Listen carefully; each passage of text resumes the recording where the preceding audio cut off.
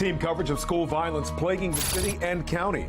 First, Fox 45 News examines the mayor's new program to protect students and questions if it will face the same issues as the Safe Streets program it's modeled after.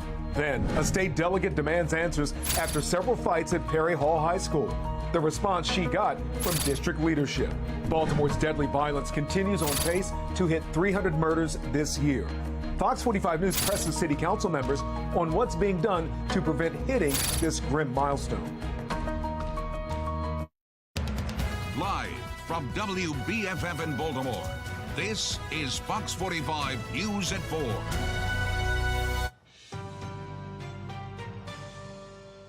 From the city to the surrounding counties, violence continues in classrooms in the Baltimore area.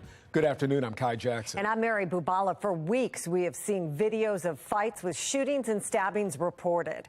Well, we have live team coverage of what's going on in our schools and what's being done to stop it. As disturbing new video surfaces, Mackenzie Frost joins us from downtown after questioning Mayor Brandon Scott about a new plan he's backing to help reduce violence in schools. Mackenzie? Yeah, Kai and Mary, this new pilot program coming from the mayor's office aims to put violence interrupters in 3 different city schools across the city. And if it sounds similar, it's just like how the Safe Streets program uses interrupters and the goal of attempting to stop violence before it happens. And this news comes as we're seeing another video surfacing on social media showing a brutal attack of a high school student. Just randomly, though? A brutal bus stop beating. Damn, you leaking, bro. You good? Showing students stomping a kid less than a mile away from Mervo High School. The student at times... Yo, quit! Where the white flag? Motionless on a blood-stained sidewalk. It's the same school where 17-year-old Jeremiah Brogdon was gunned down walking out of school in September. And one of 3 schools Mayor Brandon Scott is launching a pilot crime intervention program along with the mayor's office of neighborhood safety and engagement. The other 2 schools, Carver Vocational High School and Digital Harbor High. The mayor's office says the schools were picked because the number of arrests, suspensions, ability to implement the pilot, and other metrics. Also in September, a 15-year-old Carver student was grazed in the head by a bullet near campus, and in April, a girl was injured during a fight at Digital Harbor. The pilot program puts 3 violence interrupters in each school, along with 8 student ambassadors. This outline mirrors the plan for Safe Streets, Baltimore's flagship violence intervention program. But it's also the same program plagued with questions, skepticism, and reorganization. We asked Monzi and the mayor's office if the same requirements for Safe Streets has for interrupters, which are former criminals, often felons, will be the same that's implemented in schools. Monzi answering, saying having a felony record isn't the same as a credible messenger, and in this case, the program will largely be made of high school students. Good. At a different event led by the mayor and Monzi Wednesday, we tried to clarify some details with Monzi's director, Shante Jackson, about this new pilot intervention program. She's here, we're TV. It would be great to get a quick soundbite from her. So she won't talk to us in person? So no? Okay. The mayor's interest in stepping into what's happening in the classroom now comes after he spent months distancing himself from city schools. I think for you, and in particular for your station, I'm going to say this again, understanding that our school system is not controlled by the city. After Fox 45's Project Baltimore highlighting the failures inside Augusta Fells and plummeting school performance, Mayor Scott not willing to talk about the investigation launched to determine how enrollment numbers were inflated. I'm aware of the report. We know that our system has been challenged. We will not use this as an opportunity to just poo-poo on our students. In August of 2021, people calling for City School CEO Sonia Santelises to resign. We asked Mayor Scott then if he still supports Santelises' leadership. This is much deeper than one person.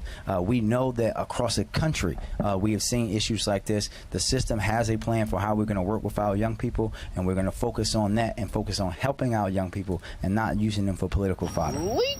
No, he ain't leaked. He all right. Now, as violence continues to surface, the mayor seems to be more than willing to step in, implementing a program similar to another, one that has accountability questions, too. I reached out to city schools earlier today to see if I could get a comment or more information about that video we just showed you, but so far I haven't gotten any answers. As for the violence intervention pilot program in the schools, that's slated to begin in the spring, but the city says it's currently looking for a community-based organization to help Monzi run it, and that's exactly how the Safe Streets program is currently operating. Live downtown, Mackenzie Frost, Fox 45 News. Mackenzie, thank you. Well, city police say a crossing guard is hurt after being hit by a car in northeast Baltimore today. The Sinclair Lane Elementary School guard suffered broken bones and a head injury. First responders took the guard to the hospital. Slow the hell down. We have investigated over 1,000 accidents, 1,000 accidents in the city since the 1st of September, many due to people traveling at excess speeds. Well, the driver remained at the scene. Police have not announced any charges, but they say the investigation is ongoing. In Baltimore County tonight, state lawmakers demanding answers about violence inside Perry Hall High School. Amy Simpson continues our live team coverage right now after speaking with Delegate Kathy Schlega. Amy? Yeah, Kai, Perry Hall is one of 26 high schools in Baltimore County, and so far this year, just the first 2 months of this school year, we've already reported on incidents at Perry Hall several times. Take a look at this video. In September, this was shared with Fox 45, a video of an altercation involving a bat outside of Perry Hall High School, and just weeks later, another video was also shared with us here at Fox 45 from inside the school. Chaos in the hallway, all caught on camera. It's because of incidents like these that State Delegate Kathy Schlega says it prompted her to write a letter to Perry Hall's principal asking about things like consequences to physical fights and what's being done to make students feel safe inside of the school. I think we really need a thorough look at behavior policies. They clearly have gotten lax, and students, it seems like they're not afraid of the consequences and repercussions for their bad behaviors. Now, Schlega did get a response to her questions this week, not from Perry Hall's principal, but from the district's chief of schools. In addition to the two school resource officers at Perry Hall High School, BCPS tells us that 5 school safety assistants were hired and assigned to Perry Hall this year. The district also says short or long-term suspensions and expulsions are levied to students when appropriate, as are arrests. BCPS adds that there's increased adult visibility in the school, and a school safety team has also been established at Perry Hall. And Amy, the school system just put out some data yesterday saying suspensions in Baltimore County increased during the 2021 through 2022 school year. What can you tell us about consequences at Perry Hall High so far this year, if they're talking? Yeah, Kai, so I did ask the district specifically for that data today for both short and long-term suspensions as well as expulsions from August 29th until this week. 2 months into the school year. But the district says that they don't have that information readily available. It would take some time to pull it, and advised us instead to submit a formal public information request. Kai, back to you. Amy, thank you. Well, getting the violence in schools under control is a major concern for parents in Baltimore County. Coming up tonight at 10 o'clock on Fox 45, Project Baltimore speaks with county school board candidates about the issues facing the school system. We'll hear their solutions to the problems facing the school system. That brings us to our question of the day. What will get violence under control in schools? A no tolerance policy, more school resource officers, both or neither? So far, I'm just going to take a closer look so I can see what it says. 52% of the majority say both. We want to hear from more of you. Go to foxbaltimore.com/vote to weigh in. We'll check back in on these results throughout our broadcast. In a city in crisis, Baltimore is on pace for another year of more than 300 people killed for the 8th year in a row. So far this year, the city has seen 277 people killed, 5 more than this time last year. Shootings in which the victims survived are up as well. Well, during a public safety hearing today, the Baltimore Police Department touted the number of robberies and other crimes that are down. But according to crime data for the whole year, it seems the department is may not be painting an accurate picture. Fox 45's Rebecca Pryor was at today's hearing. She joins us live now with a closer look at some of these numbers. Rebecca? Yeah, Mary, the way that the police are presenting this data, it makes it seem like crime in Baltimore is fine, but you said we ran the data ourselves, and what they're saying just isn't adding up. According to data that we found on the police department's own website from this year's, we would just like to ask a few questions about the data. We're wondering, it seemed as if you were saying that the data was down, but overall it sounds like carjackings are up. The commissioner has to go to another appointment. What I will tell you is, send us your questions. We'll be happy to respond to you in writing and get you all the answers to all your questions. Thank you.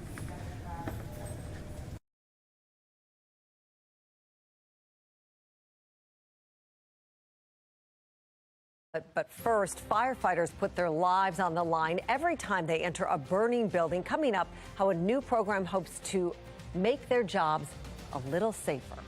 Calls for independent investigations after the Maryland Attorney General blasts the city's state's attorney for her handling of the Adnan Syed case. We'll have a live interview with the policy analyst coming up. And if you have a commute planned this afternoon, clouds, maybe a sprinkle, temperatures in the 60s, but look at this, something we haven't seen in a long time, clearing skies overnight. I'll let you know if it sticks around tomorrow and for the Halloween weekend coming up in my Weather Authority forecast.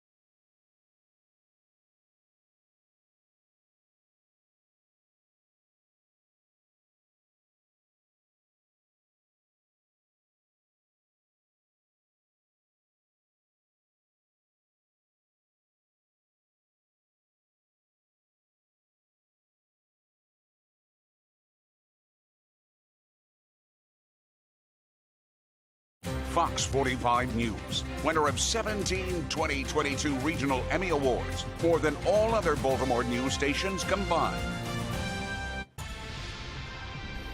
All right, we're going to head back to Fox 45's Rebecca Pryor. We figured out some of the technical difficulties. She was at today's crime hearing. She joins us live with a closer look at some of the numbers and what the data shows and what they're saying. Rebecca? Yeah, Mary, as I was saying before, happy that you guys can hear me now. The way the police are presenting this data, they're making it seem as though crime in Baltimore is on the decline. However, as we mentioned before, we ran the numbers ourselves. We looked at the overall statistics, and what they're saying simply isn't adding up. According to data that we found, again, on their own website, from this year compared to last year, carjackings are up 23%, robberies are up 15%, and burglaries are up 10%. Now, we tried asking the police commissioner about the broader picture of the crime trends that we're seeing in Baltimore. He refused to speak with us. Take a look at what happened. We would just like to ask a few questions about the data. We're wondering, it seemed as if you were saying that the data was down, but overall it sounds like carjackings are up. The commissioner has to go to another appointment. What I will tell you is, send us your questions. We'll be happy to respond to you in writing and get you all the answers to all your questions. Thank you. And Rebecca, we are not the only ones challenging the department's data. You also spoke with the police department's union president. What is he saying to you? Yeah, I did, Mary. He's saying flat out, these statistics are misleading. In a statement he sent me, he actually wrote in part, quote, the BBD is trying to convince the audience that crime is down in all major categories. They are taking this data from the past 7 days and 28-day numbers. This is obviously a bit deceiving to the public. He goes on to say that all crimes except for rape this year are up. Coming up today at 5, I'm going to be digging deeper into the data. But for now, reporting live from City Hall, Rebecca Pryor, Fox 45 News. Rebecca, thank you. Well, a day after Baltimore's top prosecutor is called out by the state attorney general for her handling of the Adnan Syed case, she's also facing calls for a state investigation into the matter. Last month, you'll remember, City State's Attorney Marilyn Mosby moved to vacate Syed's conviction. Days later, he walked out of the courthouse a free man. Well, yesterday, Maryland Attorney General Brian Frosh filed a court document raising some red flags about Mosby's handling of the case. Sean Kennedy of the Maryland Public Policy Institute joins us now. Sean, thank you for being here. Your call for an investigation does echo Attorney General Brian Frosh. Can you tell us why? Well, we're looking at some kind of discrepancies in the conviction integrity unit. That is the unit that was used to free Adnan Syed. And there's been a number of other cases where there are questions being raised by federal courts. In this case, the judge just recently this year found that affidavits were fabricated, and a number of witnesses were actually intimidated, bribed, or threatened by the defendant, who what kind of due diligence is her office doing to ensure that people who are actually rightfully convicted are being wrongfully exonerated? And that's what we want to get answers to. And I think the Attorney General is asking the same question in a different way. He's saying that there's something amiss in the state's attorney's office to free someone when there's no clear and convincing evidence that they are innocent. In fact, they came to a conclusion and they found the facts that fit that conclusion. They didn't follow the facts. And that has already resulted in the release of one individual that a federal court found to likely be very guilty, and denied his ability to receive compensation for that. So it's 19 law change that gives almost absolute discretion to state's attorneys to overturn and vacate these convictions with almost no oversight. So we're just calling for more oversight. We're asking that the independent Office of the State Prosecutor, which is an arm of the Attorney General but completely independent of him, look into this and find out what's going on in this state's attorney's office and any really office where exonerations are taking place across the state of Maryland. Well, let's get to some specifics. Brian Frosh accuses the state's attorney of having little evidence to warrant the release of Syed.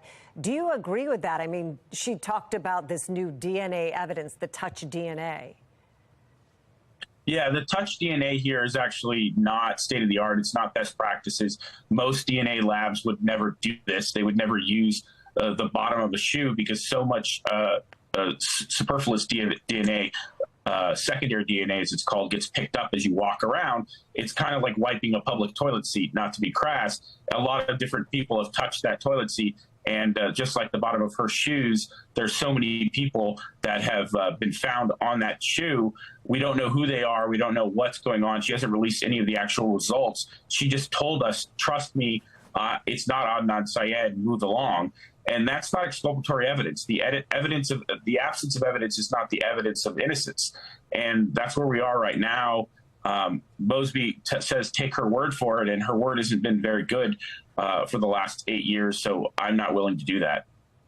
Sean, what parts of the Syed timeline in the case do you have trouble with? And I have to ask this question as well, kind of a tandem question. Is there a bigger problem here, even though we're talking about 20-something years ago, with the Baltimore Police Department's investigative unit? There's definitely concerns with what went on here and what expectations were met. But you know what? A jury of Adnan Syed's peers found him guilty. They went through all the processes. Almost every one of Adnan Syed's claims was litigated in appeals courts, both the Court of Appeals, which is the highest court in Maryland, and the U.S. Supreme Court rejected those appeals and overturned the right for a new trial. And there's been no evidence that's actually exculpatory, except for what Marilyn Mosby is telling us to trust her is true. There's been nothing proven whatsoever. All of the claims of ineffectiveness of counsel, cell phone data, all these speculations that came out of the podcast Serial are actually just that. They're speculation. There's no hard evidence he didn't do this. And in fact, there was an entire trial that proved that he did. And until they prove otherwise, it's a pretty high burden they need to get over to say that he's actually an innocent man wrongfully convicted, when we have evidence that wrongfully exonerated people were actually rightly convicted. So what Marilyn Mosby's doing here is a travesty for the Lee family, especially that they have to relive this whole thing, and they may be denied justice 20 years after they received it. All right, Sean, thank you for joining us. We appreciate it, shedding some light on this case. We want to mention the state's attorney's office responded late yesterday saying the office stands by its investigation. It goes on to say, our investigation is extensive and only a portion of our findings were outlined in the motion in order to present enough compelling evidence for the court to consider our request without compromising the rest of this open and pending investigation. Finally, hallelujah, some changes coming our way. Right now, we do have clouds, 66 degrees. Change is not here yet, but I saw it. The sky brightened a couple of times. The sun did come out at my house for minutes today. Tomorrow, it's going to be a lot more, I can promise you. Winds out of the southwest at 7 miles an hour. Humidity at 73%. Still that kind of gloomy look on the Toyota East Unit Harbor Skycam. You take a look at the HT radar.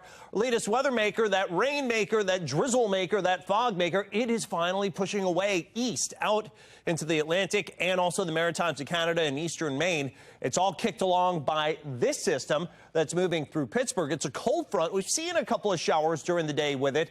Those are on the wane. There could be a sprinkle into this evening, then drier, clearing weather.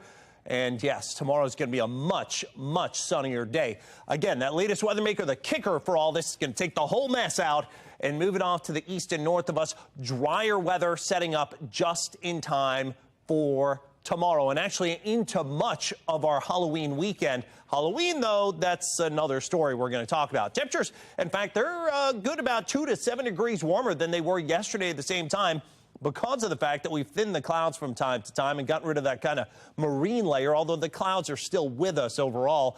But then we fall off as we get in the wake of that cold front. And temperatures here are going to start going back on the downtrend, even now with sunshine coming back the next several days. Temperatures in the low to mid 50s on the other side of that front out to our west. And I guess the good news is if you don't like the really cold weather, most of the coolest stuff or the chilliest stuff really going to be kind of boxed up with a western system that's going to harness that and push it well off to our west and off to our north. So we're going to stay in somewhat seasonable weather. It won't cool down too much, but it will cool down a few degrees to wrap up the work week. Now in the tropics, we have a 50% chance of development. That's in the southwestern Atlantic, just north and east of Hispaniola, and a 40% chance of development in the next 5 days. That's right around the Windward Islands. Both we will have to watch. We're still in hurricane season, although now far from the peak. We're on the downswing. Still, they can happen. So the future scan overnight tonight, it looks like through the end of the day, a couple of showers as that cold front comes through. That's the worst of it. And then look at the clearing skies. Temperatures in the mid 40s to near 50. Dare we say it crisp tomorrow morning? No more fog, no more drizzle. You're going to probably need your sunglasses all day tomorrow. Look at that. Temperatures are going to be a little cooler, though, as we get into the low in the mid 60s. We're going to go with about 66. Actually, that's not too far from where we were today with highs generally in the mid 60s, but we do cool down a bit for Friday, Saturday. Sunday, we're at 65. Clouds increasing, of course, just in time for Halloween. Some light showers at least developed. Doesn't look like a rain out, but it looks kind of maybe more so drizzly stuff, and that could continue into Monday night, maybe even Tuesday. We stay near seasonable with highs close to 70. Well, coming up, mayors from across the nation are in Baltimore to learn about our violence intervention program, why that decision has some scratching their heads. But first, the night of ghouls, ghosts, and goblins quickly approaching. Why this year the real scare may be how much Halloween hits your wallet.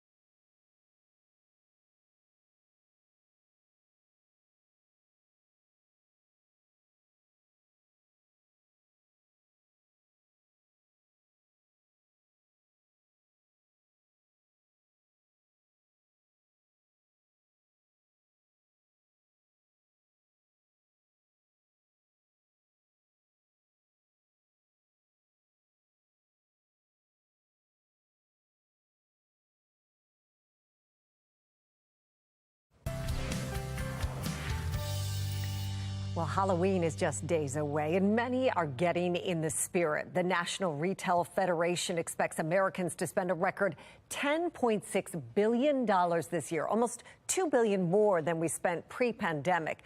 But will creeping prices curb any of that holiday spending? Consumer advocate Emily Volz from our Sinclair sister station in Providence has some answers. With pandemic restrictions in the rear view, people are embracing the spooky spirit this Halloween. The National Retail Federation reports 69% of consumers are planning to celebrate Halloween this year, a huge increase from 2020 when only 58% of Americans celebrated. People are spending, and there's a return to this pre-pandemic getting together, handing out candy, and ultimately consumers are going to spend about $100. That's a big increase in cash spent. And of course, you can thank inflation, since everything from candy to costumes costs substantially more. But that's not to say consumers aren't reacting. They're making subtle changes, but overall spending is very strong. So where they're cutting this year is like, we're going to forgo the greeting cards. Instead, we're going to spend money on the candy. Johnson & Wales marketing professor Kristen Regine says that bodes well for the holiday shopping season, which will likely start earlier than ever this year. But even, as you look towards like the holidays and winter spending, that people will spend, but they're just going to shift the way in where they move those dollars. Well, economists say after a huge dip during the pandemic, this year Gen Z accounts for a huge portion of overall consumer spending, especially when it comes to costumes. Adult costume spending is at its highest level in 5 years. As students return to college campuses and social gatherings, they are back on. Well, a new program hopes to prevent a repeat of the deadly Stricker Street fire, but Fox 45 News investigates why it has taken so long. Democrats on defense? I'm Christine Frizell with a closer look at some blue state races and what we might learn from them.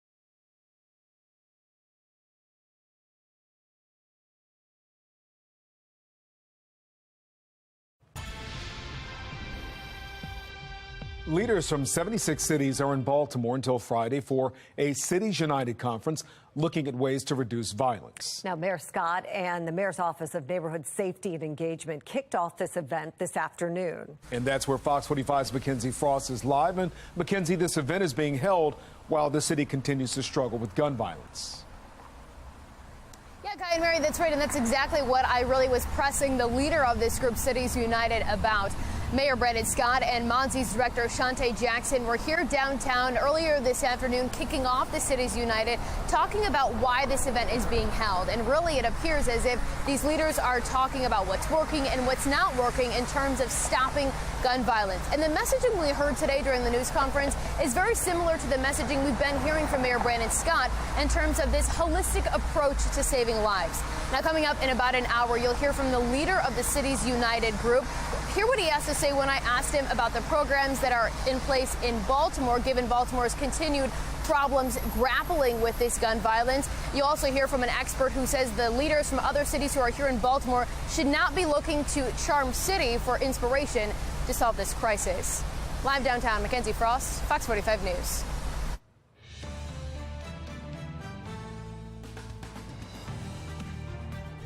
Well, Fox 45 News is committed to taking you behind the podium and bringing you all of the information you need before you head to the ballot box. We have team coverage right now. In just a moment, national correspondent Christine Frizzell breaks down the Democrat strategy heading into Election Day. But first, Megan Gillen speaks with a local pastor about question E, whether Baltimore City should keep its conduit system public or allow it to be privatized.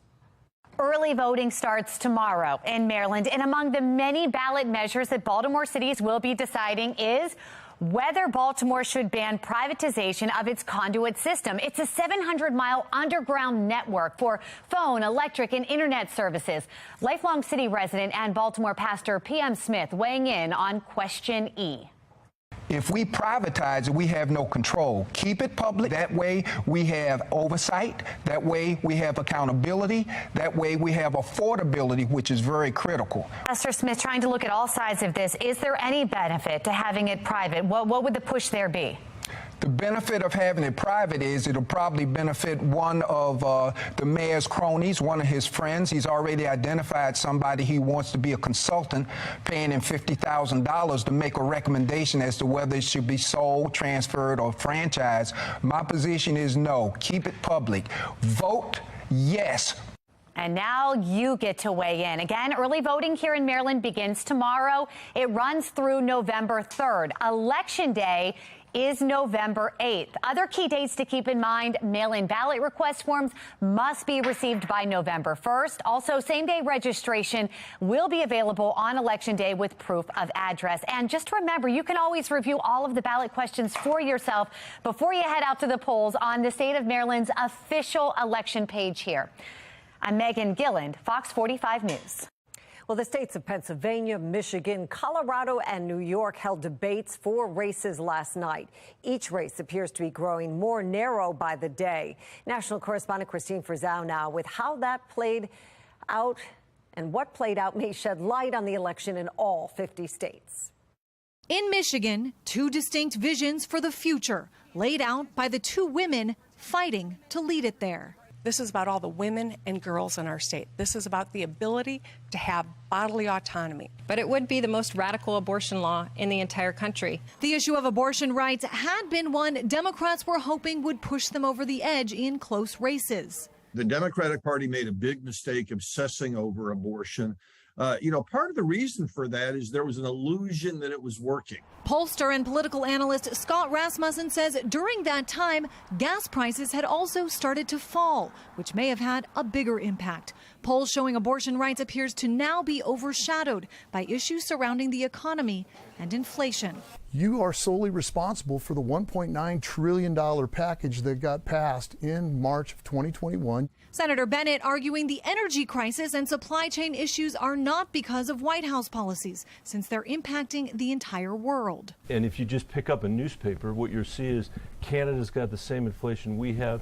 The EU's got the same inflation we have. The UK has the same inflation we have. That argument not sitting well with all voters, says Todd Belt. The Biden administration's attempts to try to explain how their policies are going to help people really don't have much of an effect when people go to the grocery store a couple times a week or pass those big numbers on the highway. It's a fact he says is putting Democrats on defense, even in some blue states. While in 2020, Donald Trump only lost Michigan by 3 points, he lost Colorado by 13 and New York by 23. A state now seeing a surge in some crimes, another vulnerability for Democrats. You got people who are afraid of being pushed in front of oncoming subway cars. They're being stabbed, beaten to death on the street with hammers. While polls still have the Democrats ahead in these 3 states, political analysts say seeing them narrow is emblematic of some of the political headwinds they're facing nationwide. In Washington, I'm Christine Frizzau. Baltimore City quietly unveiled a new program Monday to mark dangerous vacant homes in an effort to keep first responders and firefighters safe. It does follow the deaths of 3 Baltimore City firefighters in January. But the program is not new. They tried it about a decade ago. Fox 45's Maxine Stryker has been investigating that program, why it ended, and how it could have saved lives. The program only lasted about 2 years here in Baltimore City, but since then it's been recommended the fire department start tagging unsafe vacant homes once again.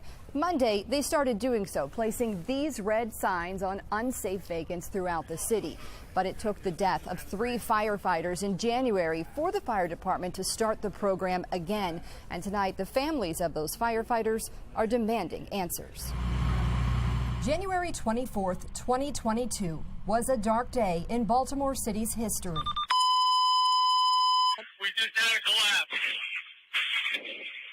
Mayday, mayday, mayday. Firefighters Lieutenant Paul Buttram, Kelsey Sadler, and Kenny Lacayo lost their lives after a vacant row home on Stricker Street collapsed in a fire. I spent all day down there waiting for them to pull him out. I received a phone call, somebody on the scene that said that there had been a collapse and I needed to start heading downtown. 9 months later, the pain is still fresh for their loved ones, missing them during life's most precious moments. Paul's wife, Rachel, recently welcomed their daughter. I brought our daughter into this world last month without him, which is completely unfair. The calls for change came almost immediately after their deaths. There has to be a plan in place moving forward to prevent these from happening again. In a city home to nearly 15,000 vacant properties, the crisis is decades old. But change didn't come until yesterday, 9 months later. Because the program should have already been in effect. Mayor Brandon Scott and Fire Chief Niles Ford launched the Unsafe Vacant Marking Initiative to help first responders identify dangerous vacant homes and buildings before entering. The red reflective signs will mark properties throughout the city, but the media was not invited to the announcement, despite Fox 45 asking questions about the initiative for months. Only these pictures were posted to social media. They had Truck 23 and 14 Engine, the 2 companies out there doing it. It isn't right. The photos deepened the wounds for Rachel and Kelsey's sister, Lacey Marino. They should have continuously marked these buildings, and unfortunately, we're all suffering in the aftermath of losing those 3. So why are we going around posting pictures of putting placards up, and why are you using this grief for photo opportunities? The marking program is nothing new. In 2010, Baltimore City launched Code X-Ray. Red signs with white X's were placed on the outside of blighted properties. We go to these vacant homes very often for fires.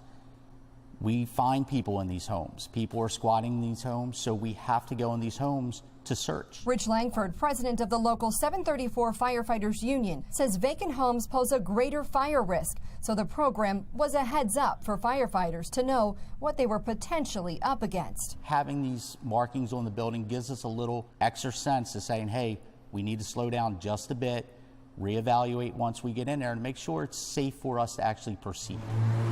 But Code X-Ray didn't last long. By 2012, official safe funding ran dry, and neighbors complained the signs were an eyesore in their community. In 2014, a 62-year-old Baltimore fire lieutenant fell through a hole in a vacant row home and died from smoke inhalation. It was then the National Institute for Occupational Health and Safety recommended Baltimore Fire begin marking vacants that are unsafe. Their report says if this hazard had been identified by a building marking program, a different outcome might have occurred. But despite that, the fire department has gone nearly a decade without doing so.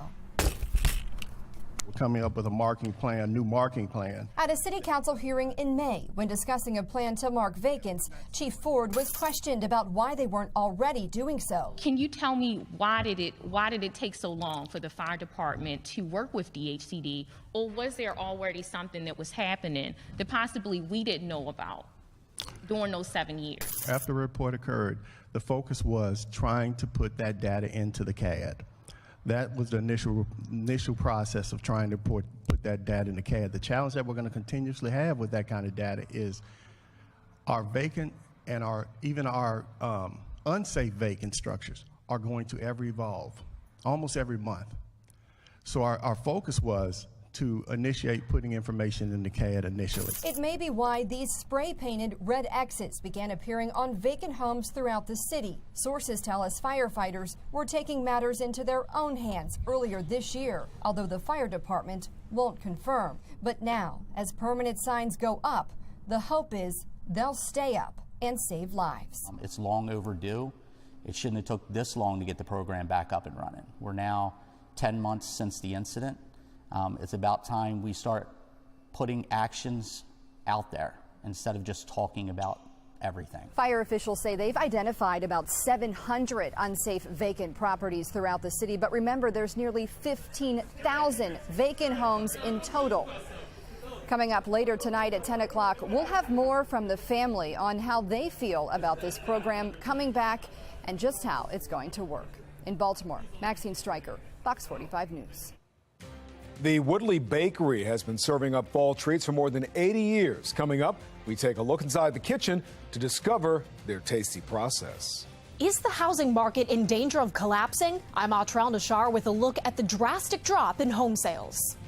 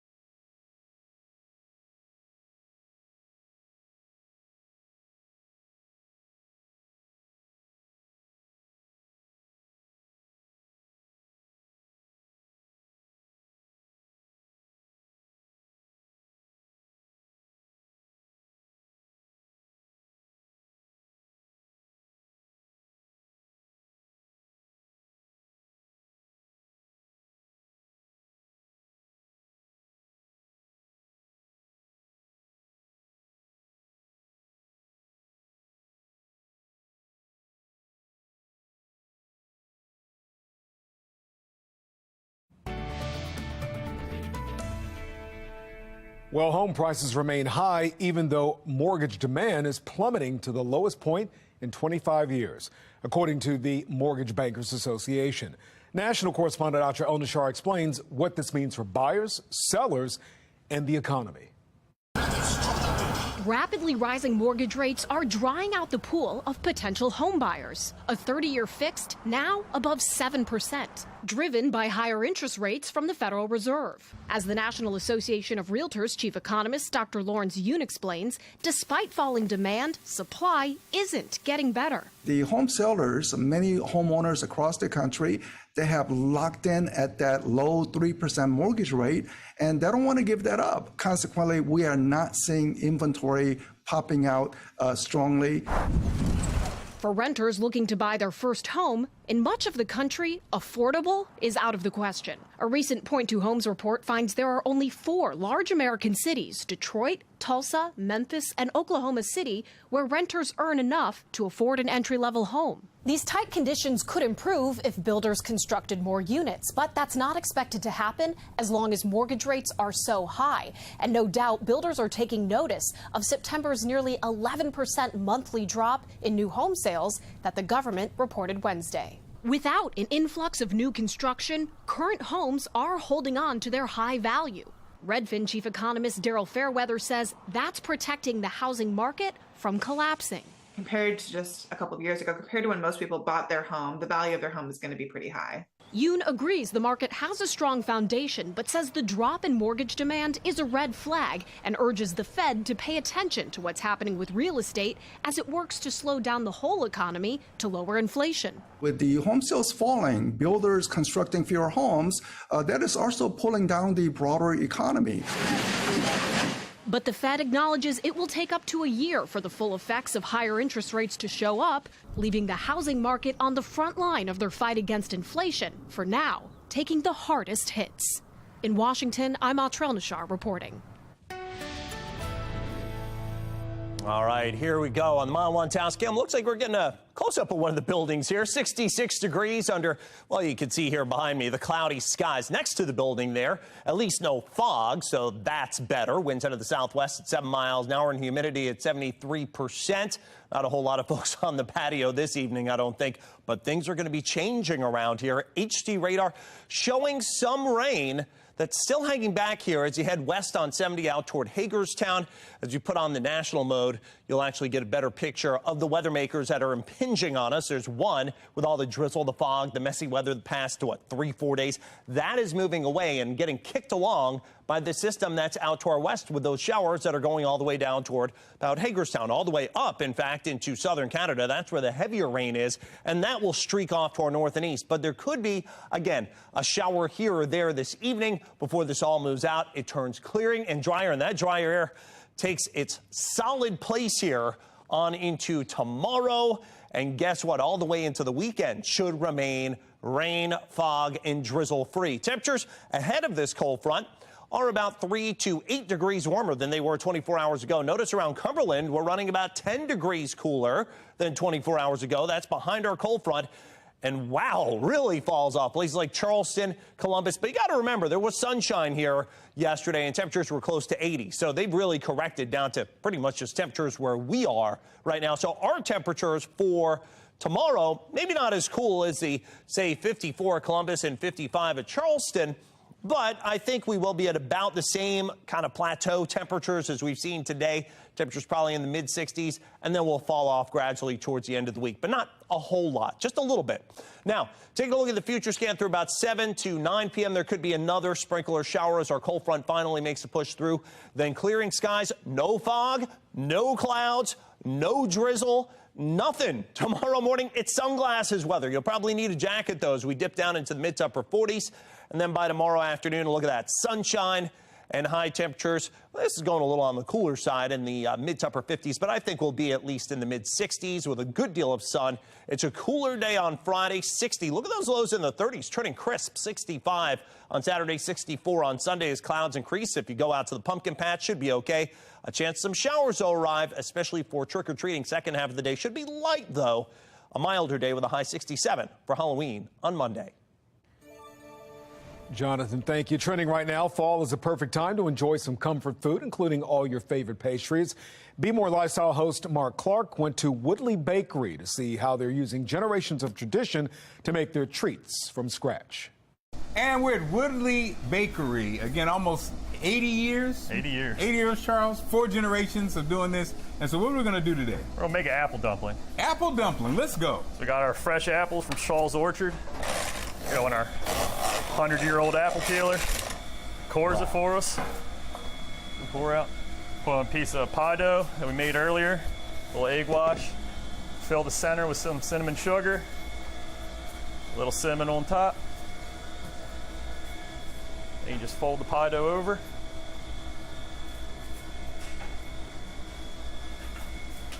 Put in your pan, bake it at 400, and that's it. Just like that. Just like that. Instant deliciousness. Again, almost 80 years of doing this. That'll be coming up in what, July or so? July, yep. Awesome, man. Well, thank you for your service. Thank you for your deliciousness. We appreciate you. Thank you. Mark Clark, Fox 45 News. Coming up on Fox 45 News at 5 o'clock, Baltimore City Police are claiming some of the violent crime in the city has gone down. Fox 45 News looks into data showing the police department is painting an incomplete picture. Having trouble getting back to the gym? I'm Liz Bonus. Why you might need to buddy up. A surprising new study that says it's time to phone a friend. We explain why just ahead.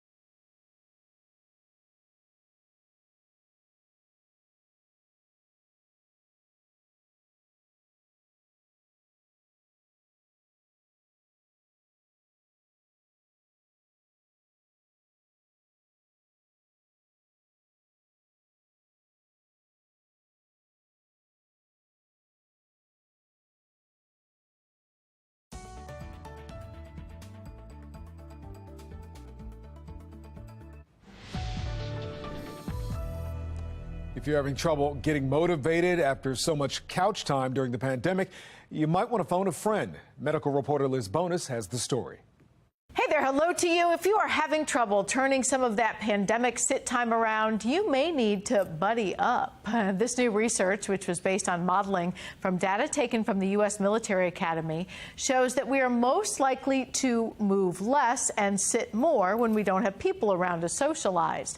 They found that rather than trying to get to people who were not active and get them to move more, they focused on people who were at least mildly active. They found if when you got the movers hooked up with the couch potatoes, you increased the health of everybody and got people to move more.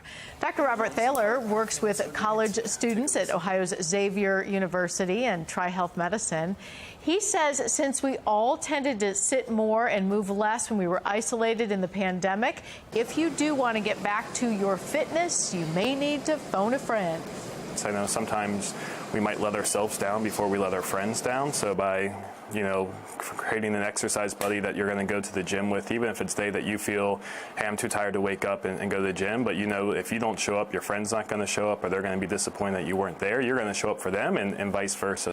He also mentions that our mental health has deteriorated so much that buddying up for workouts may be very good, inexpensive therapy as well.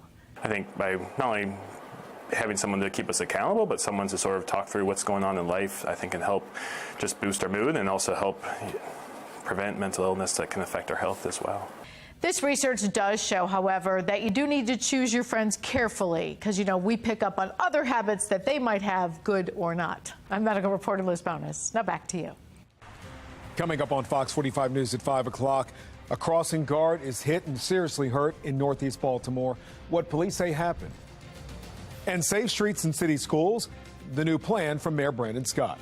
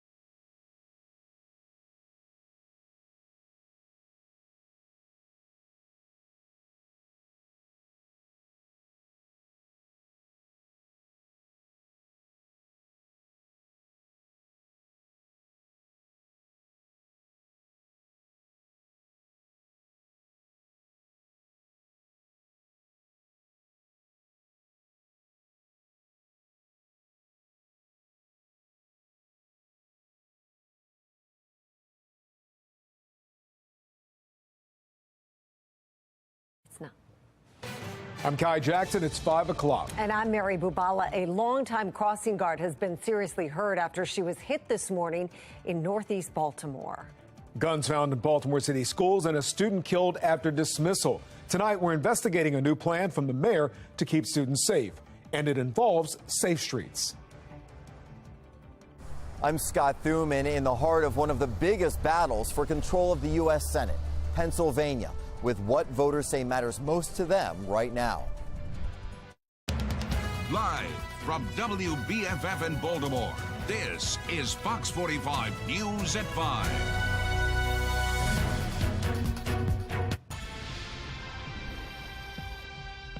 We're following three big stories tonight at 5 o'clock. Baltimore police are claiming crime is down, but Fox 45 digs into the city's crime numbers, and it shows the department could be painting an incomplete picture. Safe streets in Baltimore City schools. Fox 45 News investigating new plans to put violent interrupters inside 3 city schools. First, violence in Baltimore County schools. New numbers show more than 9,000 students have been involved in violent or aggressive behavior this year. And tonight, there are calls for something to be done. 8.2% of the students, over 9,000 students with these kind of behavior problems is unacceptable. Unacceptable. We have team coverage of these big stories. Let's get to Amy Simpson and the state lawmaker demanding answers about school violence in Baltimore County. Amy? Yeah, you just heard her there. State Delegate Kathy Shalega raising concerns specifically about safety inside of Perry Hall High School. It's just one of 26 high schools in Baltimore County, but so far this school year, we've reported on this school several times. It's a building with 2 assigned school resource officers. And according to the district, where 2,029 students attend class each day. I live in the community of Perry Hall High School, and I'm hearing from parents and grandparents that they're very concerned about what's going on at the high school.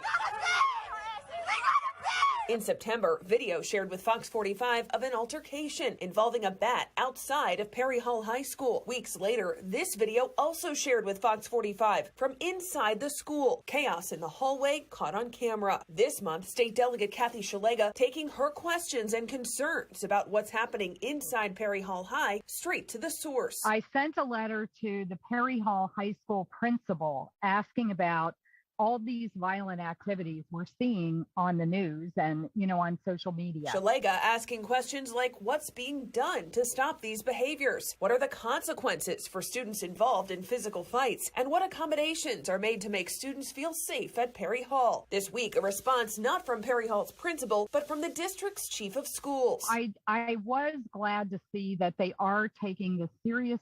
BCPS saying 5 school safety assistants were hired and assigned to Perry Hall this year. Safety assistants monitoring entrances and exits, supervising hallways, assisting in mediations, and providing security during extracurriculars. The district also says short or long-term suspensions and expulsions are levied when appropriate, as are arrests. BCPS adding that there's increased adult visibility in the school, and a school safety team has been established. The response actually sounds good. It sounds like the administration is taking these situation seriously, but I think they need to do a better job telling parents and students that they are going to take these incidents seriously. As for some of the highly publicized incidents inside Perry Hall this year, the district says it cannot give specifics due to privacy laws, but students were both suspended and removed from the high school. Legal consequences also handed down. I think we really need a thorough look at behavior policies. They clearly have gotten lax, and students, it seems like they're not afraid of the consequences and repercussions for their bad behaviors.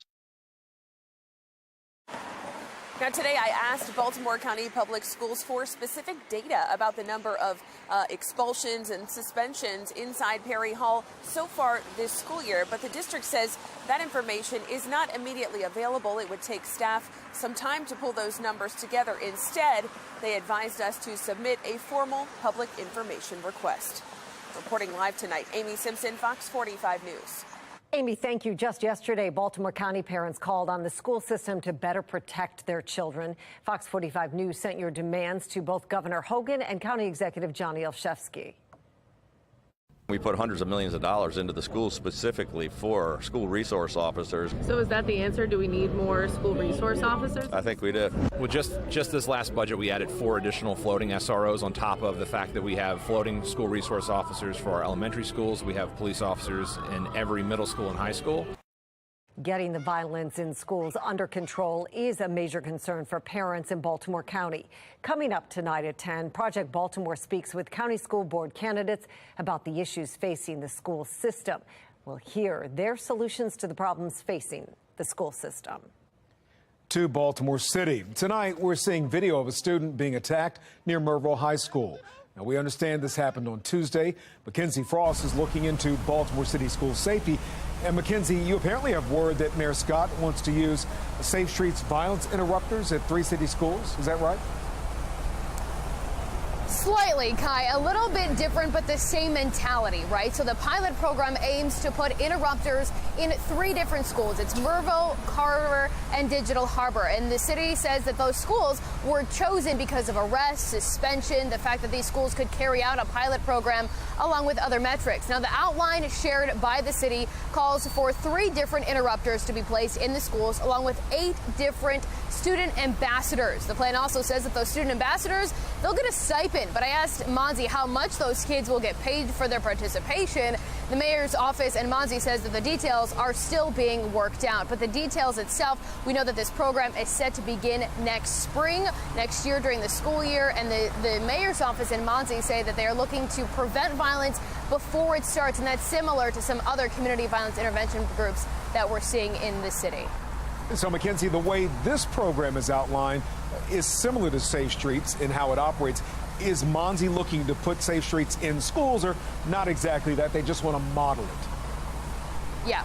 That's right. It's modeled after. But if you look at the program, they're very similar in terms of the violence interrupters and intervention idea. That's exactly how the Safe Streets program is outlined. We also know that the community-based organization model will also be translated into the schools. The mayor's office says that the city is looking for a community-based organization to work with Monzi to help implement the pilot program in the school-based system. One question that we have been hearing, though, is the fact that these Safe Streets employees are oftentimes people who had a criminal background. The city says that they are called credible messengers. That sometimes means that they're felons. So we asked the city if that means that they plan to put felons inside these high schools as well during this pilot program. Monzi's office came back and answered a question saying that they will mainly be using high school students to implement this program. I did follow up to just clarify that they will not be felons. I'm still waiting on a specific answer to that question. Live downtown, Mackenzie Frost, Fox 45 News.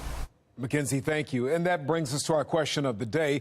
Do you support using Safe Streets workers or a program similar to it in city schools? A no-tolerance policy, more school resource officers, both or neither? So far, 76% of those who voted say both, but we'd like to hear from you. Go to foxbaltimore.com/vote to weigh in. We'll check back in on the results throughout the show. Making headlines, city police say a crossing guard was seriously hurt after being hit by a car in Northeast Baltimore. The Sinclair Lane Elementary School guard suffered broken bones and a head injury. First responders took her to the hospital. Slow the hell down.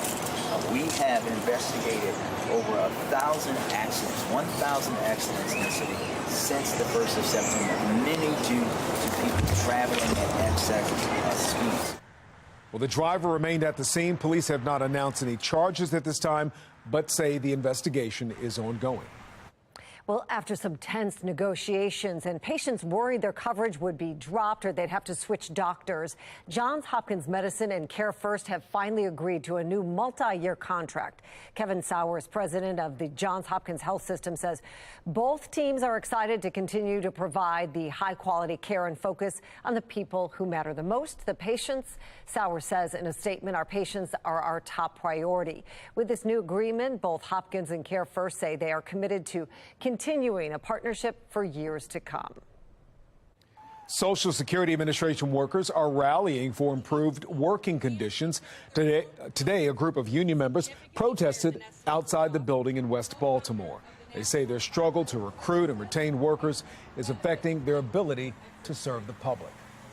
The American public is suffering. They're not getting their claims processed. They're not getting through on the telephones. They're not being serviced timely. You see news articles of long lines out Social Security offices in extreme weather conditions, and it's a direct result of the understaffing and the lack of competitive pay and benefits. They say they want increased staffing, more telework flexibility, and, as she mentioned, better pay. Tonight calls for a state investigation into the city state's attorney's office and its handling of multiple cases, including one that set Adnan Syed free. Fears over a resurgence of COVID-19 this winter. Our medical reporter explains why. And all eyes are on Pennsylvania as a 10th Senate race will help determine the balance of power in Congress. Scott Thuman will join us live from Pennsylvania next with the latest on that race. And if you have an evening flight out, it looks like we've got some temperatures right around 60. Still maybe a sprinkle or two through about 7, 8 o'clock tonight, but then the skies begin to clear. Much nicer weather rolling in. I'm going to let you know how long it lasts and if we could have rain again in time for Halloween. My Weather Authority forecast.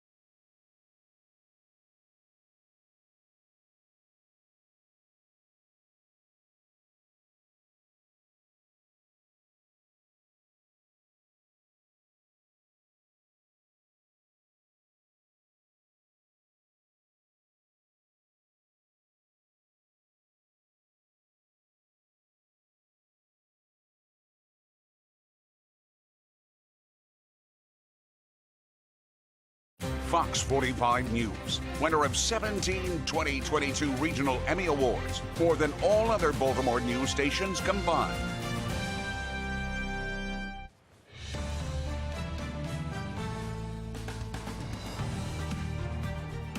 You are looking live at the U.S. Congress, where in less than 2 weeks, the balance of power will be in the hands of voters. And the nation is keeping a close eye on the Senate race in Pennsylvania. It'll play a vital role in the balance of power. Lieutenant Governor John Fetterman is a Democrat vying to fill the seat. Republican Senator Pat Toomey is leaving. Fetterman says he will bring accountability and transparency to D.C., but his opponent, Dr. Mehmet Oz, says Fetterman isn't fit for the role due to his recent stroke and also for what Oz calls his extreme policies. I don't ever recall in the Statue of Liberty did they say, take our tired, huddled masses and put them on a bus and use cheap political stunts about them. I understand what legal immigration offers us, but the completely porous, open nature of our border, which John Fetterman supports, has created a humanitarian crisis. So what are voters going to consider as they head to the polls? Sinclair's chief political correspondent Scott Thuman takes us beyond the podium and to the middle of that fight. He joins us live from York, Pennsylvania. Scott, great to see you. Yeah, likewise, Kai and Mary. We hear it everywhere we go across the country. The economy, it is the #1 mention these midterms, and people looking to Washington for some sort of relief. The solution's obviously much harder to come by, but people here believe that at least some of that could be found in Pennsylvania. In York, Pennsylvania, there is a political tension in the air, sparring over Senate candidates. Democrat John Fetterman scrutinized over his health after a stroke, and Republican Mehmet Oz, known less for his political chops and more for his days as a TV doctor. At the Central Family Restaurant, the opinions are just as hot as the breakfast special.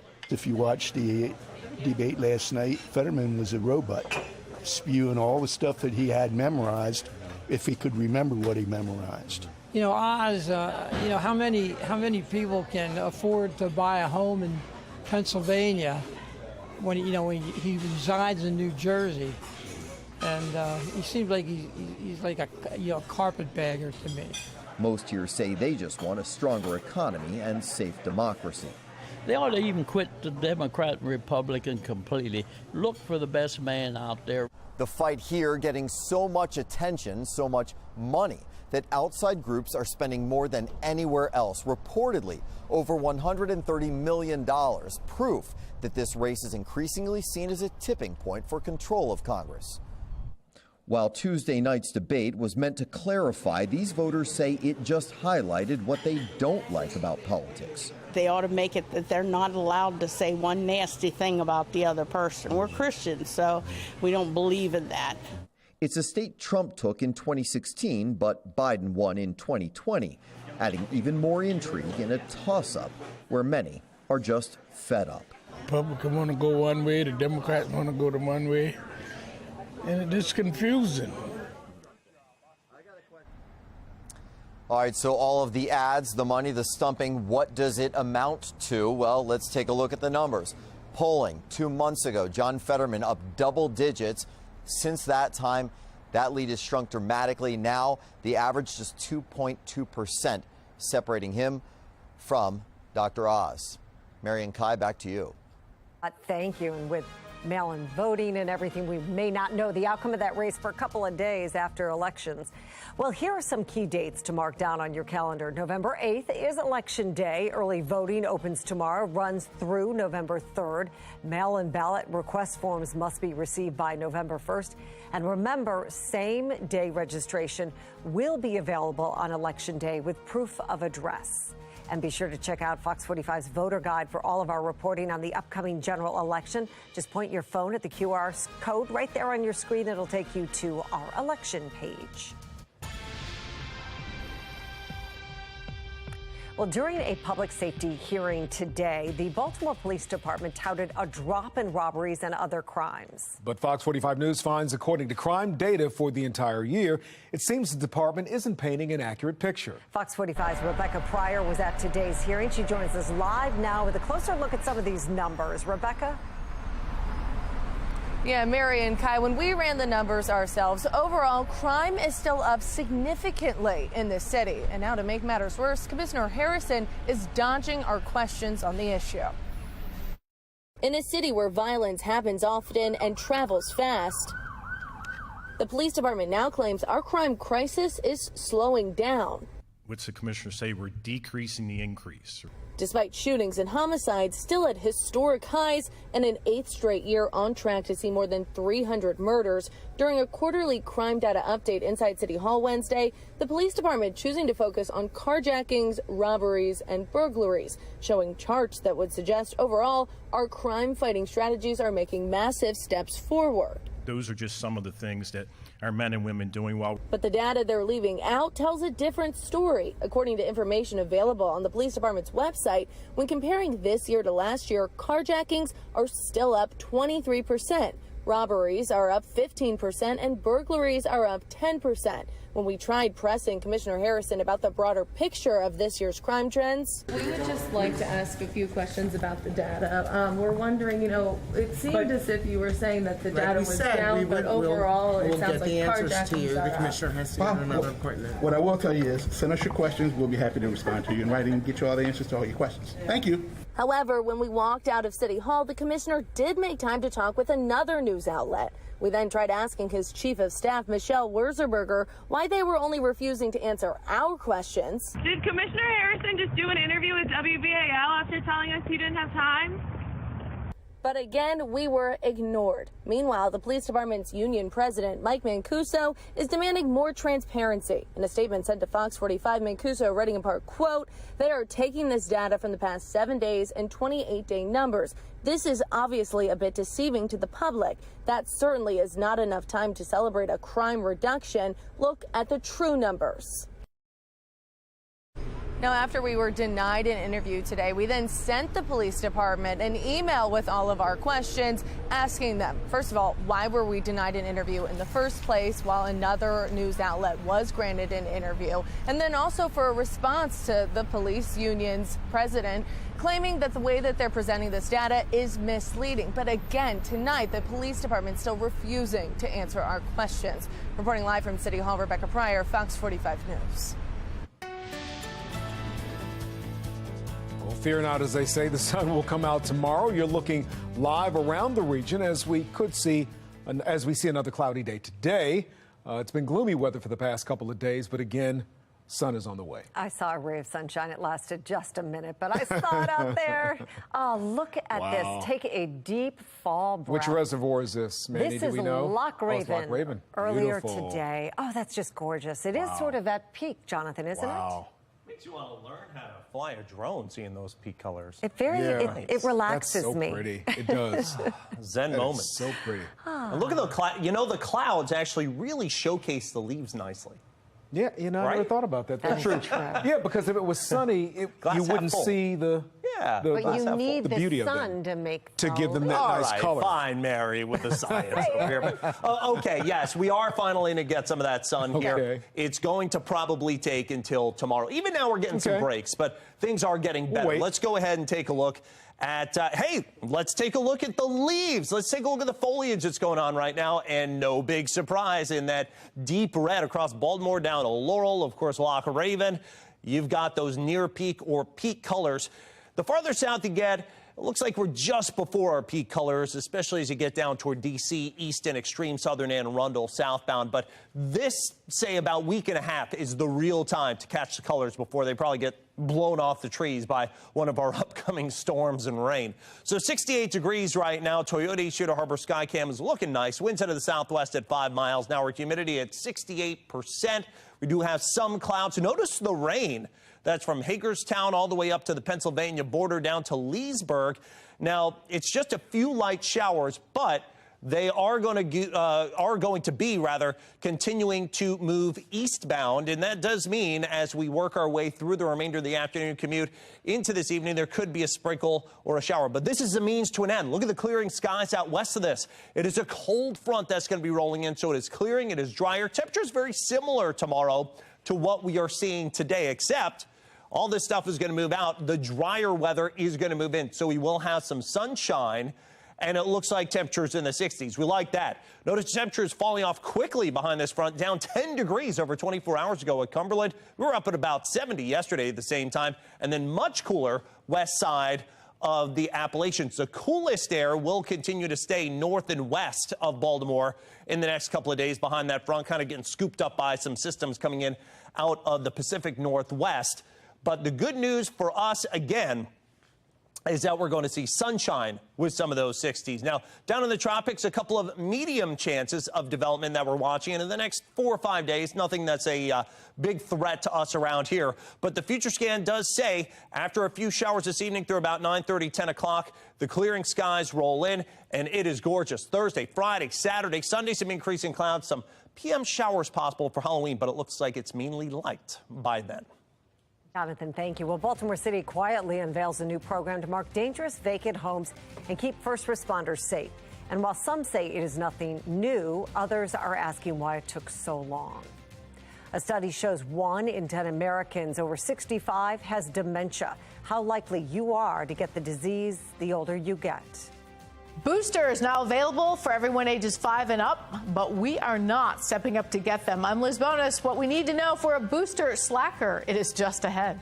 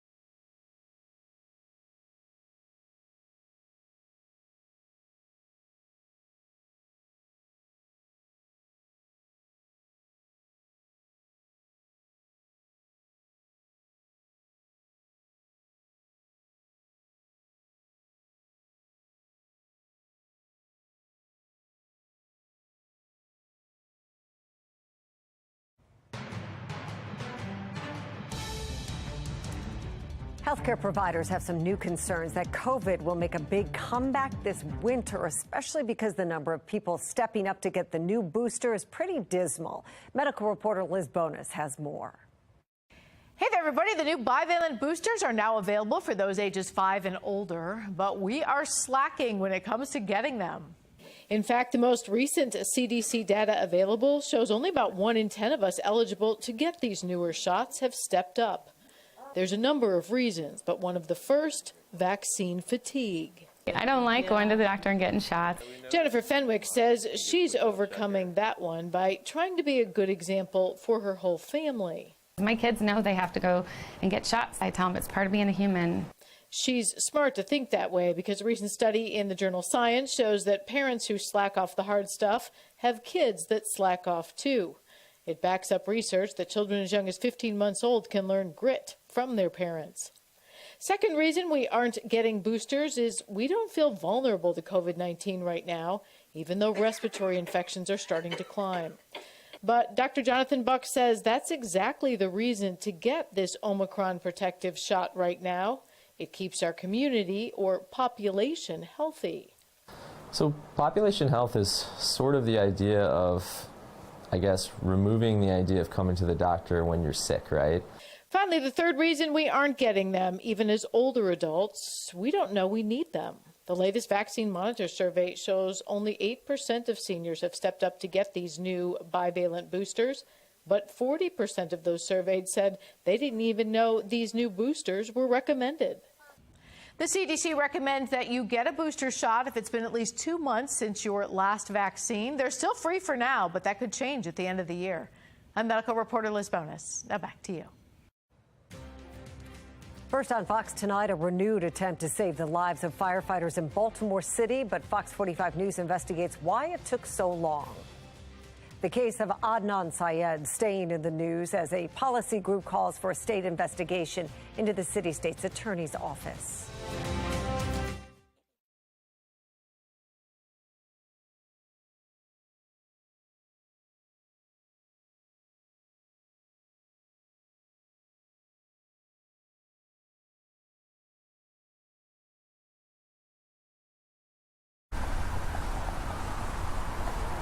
Huh? What? I didn't hear that. I'm dialed in.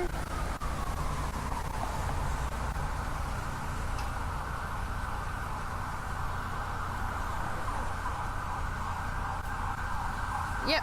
Yeah, I got you now. I couldn't hear you before. We know Monzi is the agency overseeing and growing the city's community.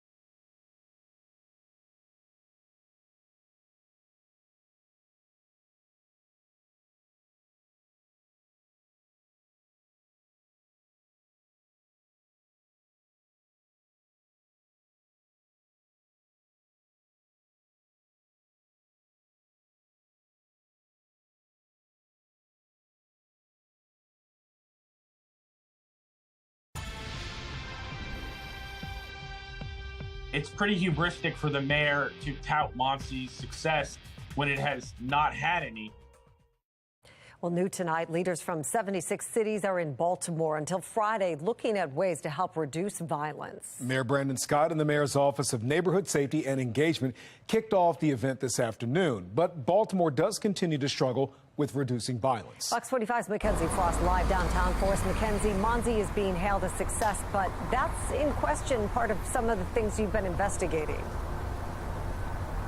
Yeah, that's right, Mary Kay. We know Monzi is the city's agency that is growing and overseeing the Baltimore's community violence intervention ecosystem, right? But when we look at the data, both homicides and non-fatal shootings are both up compared to this time last year. So earlier during the news conference, we asked the leader of this group, bringing all of these other cities here to Baltimore, why highlight Charm City?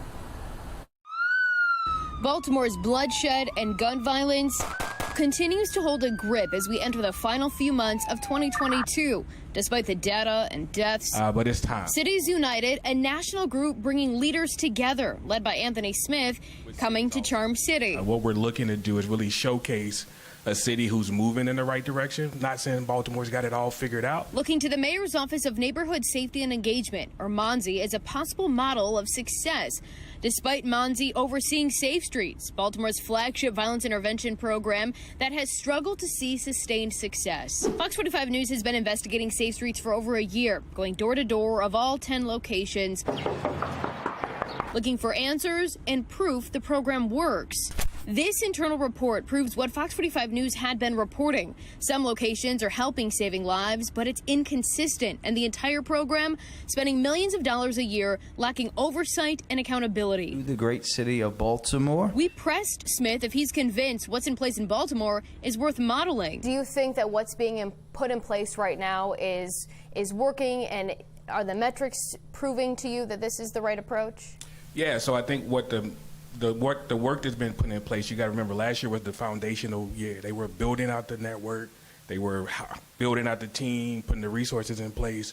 And I think one of the things we got to remember that it takes a minute to get all those folks trained and working in the right direction. He says it takes a few years after the entire community violence ecosystem is built. When it's up and moving, you start seeing results within 1 to 2 years after it's built, right? So I think they're moving in the right direction, and we'll start seeing the impact of the work over the next couple of years. But some of the programs aren't new.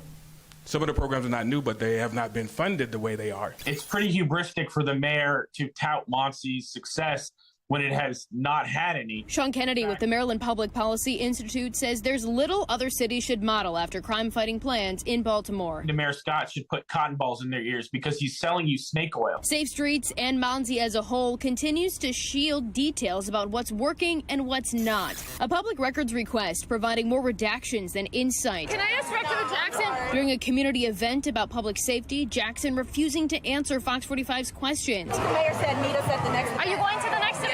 If they had answers, they'd show us the data. They'd show us how they've changed lives. They'd show us how they've saved lives. But they can't do that. Meanwhile, leaders will be collaborating with Baltimore's top decision makers until Friday. We have repeatedly asked for a sit-down interview with Monzi's director, Shante Jackson, to talk about these community-based intervention programs as well as Safe Streets, but so far, she has yet to agree. Live downtown, Mackenzie Frost, Fox 45 News. Well, first on Fox, Baltimore City quietly unveils a new program to mark dangerous vacant homes in an effort to keep first responders safe. It follows the deaths of 3 Baltimore City firefighters in January, but the program isn't new. It was tried about a decade ago. Fox 45's Maxine Stryker has been investigating that program, why it ended, and how it could have saved lives. The program only lasted about 2 years here in Baltimore City, but since then it's been recommended the fire department start tagging unsafe vacant homes once again. Monday, they started doing so, placing these red signs on unsafe vacants throughout the city. But it took the death of 3 firefighters in January for the fire department to start the program again. And tonight, the families of those firefighters are demanding answers. January 24th, 2022 was a dark day in Baltimore City's history. We just had a collapse. Mayday, mayday, mayday. Firefighters Lieutenant Paul Buttram, Kelsey Sadler, and Kenny Lacayo lost their lives. after a vacant row home on Stricker Street collapsed in a fire. I spent all day down there waiting for them to pull him out. I received a phone call, somebody on the scene that said that there had been a collapse and I needed to start heading downtown. 9 months later, the pain is still fresh for their loved ones, missing them during life's most precious moments. Paul's wife, Rachel, recently welcomed their daughter. I brought our daughter into this world last month without him, which is completely unfair. The calls for change came almost immediately after their deaths. There has to be a plan in place moving forward to prevent these from happening again. In a city home to nearly 15,000 vacant properties, the crisis is decades old. But change didn't come until yesterday, 9 months later. Because the program should have already been in effect. Mayor Brandon Scott and Fire Chief Niles Ford launched the Unsafe Vacant Marking Initiative to help first responders identify dangerous vacant homes and buildings before entering. The red reflective signs will mark properties throughout the city, but the media was not invited to the announcement, despite FOX45 asking questions about the initiative for months. Only these pictures were posted to social media. They had Truck 23 and 14 Engine, the two companies out there doing it. It isn't right. The photos deepened the wounds for Rachel and Kelsey's sister, Lacey Marino. They should have continuously marked these buildings, and unfortunately, we're all suffering in the aftermath of losing those three. So why are we going around posting pictures of putting placards up, and why are you using this grief for photo opportunities? The marking program is nothing new. In 2010, Baltimore City launched Code X-Ray. Red signs with white X's were placed on the outside of blighted properties. We go to these vacant homes very often for fires. We find people in these homes. People are squatting in these homes, so we have to go in these homes to search. Rich Langford, president of the local 734 Firefighters Union, says vacant homes pose a greater fire risk, so the program was a heads up for firefighters to know what they were potentially up against. Having these markings on the building gives us a little extra sense of saying, hey, we need to slow down just a bit, reevaluate once we get in there, and make sure it's safe for us to actually proceed. But Code X-Ray didn't last long. By 2012, official safe funding ran dry, and neighbors complained the signs were an eyesore in their community. In 2014, a 62-year-old Baltimore fire lieutenant fell through a hole in a vacant row home and died from smoke inhalation. It was then the National Institute for Occupational Health and Safety recommended Baltimore Fire begin marking vacants that are unsafe. Their report says if this hazard had been identified by a building marking program, a different outcome might have occurred. But despite that, the fire department has gone nearly a decade without doing so. We're coming up with a new marking plan. At a city council hearing in May, when discussing a plan to mark vacants, Chief Ford was questioned about why they weren't already doing so. Can you tell me why did it take so long for the fire department to work with DHCD, or was there already something that was happening that possibly we didn't know about during those 7 years? After the report occurred, the focus was trying to put that data into the CAD. That was the initial process of trying to put that data in the CAD. The challenge that we're going to continuously have with that kind of data is our vacant and even our unsafe vacant structures are going to ever evolve, almost every month. So our focus was to initiate putting information in the CAD initially. It may be why these spray-painted red X's began appearing on vacant homes throughout the city. Sources tell us firefighters were taking matters into their own hands earlier this year, although the fire department won't confirm. But now, as permanent signs go up, the hope is they'll stay up and save lives. It's long overdue. It shouldn't have took this long to get the program back up and running. We're now 10 months since the incident. It's about time we start putting actions out there instead of just talking about everything. Fire officials say they've identified about 700 unsafe vacant properties throughout the city, but remember there's nearly 15,000 vacant homes in total. Coming up later tonight at 10 o'clock, we'll have more from the family on how they feel about this program coming back and just how it's going to work. In Baltimore, Maxine Stryker, Fox 45 News. Well, tonight, a group is calling for a state investigation into the city-state's attorney's office. This is over a number of exonerations now being questioned.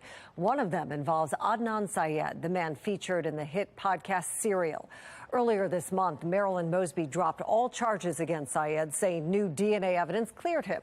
She also said the state hid evidence of alternative suspects from the defense. Just yesterday, the Attorney General came out swinging, though, insisting he never hid evidence and accused Mosby of having little evidence to warrant Syed's release. The Maryland Public Policy Institute tonight echoing those concerns. And that's what we want to get answers to. And I think the Attorney General is asking the same question in a different way. He's saying that there's something amiss in the state's attorney's office to free someone when there's no clear and convincing evidence that they are innocent. In fact, they came to a conclusion and they found the facts that fit that conclusion. They didn't follow the facts. So far, Mosby's office has exonerated 11 people. Heading out on this evening's commute, we're going to have some clouds, maybe even a shower or two with temperature 60s back down into the 50s. But sunshine, it is coming back. I'm going to let you know when it gets here and if it sticks around for your Halloween plans. Maybe, maybe not. We got that in your Weather Authority forecast. The study shows 1 in 10 Americans over 65 has dementia. How likely you are to get the disease. Fox 45 News takes you beyond the podium with candidates vying for your vote. Coming up, some of the interview we had with Congressman Anthony Brown about his bid to be Attorney General.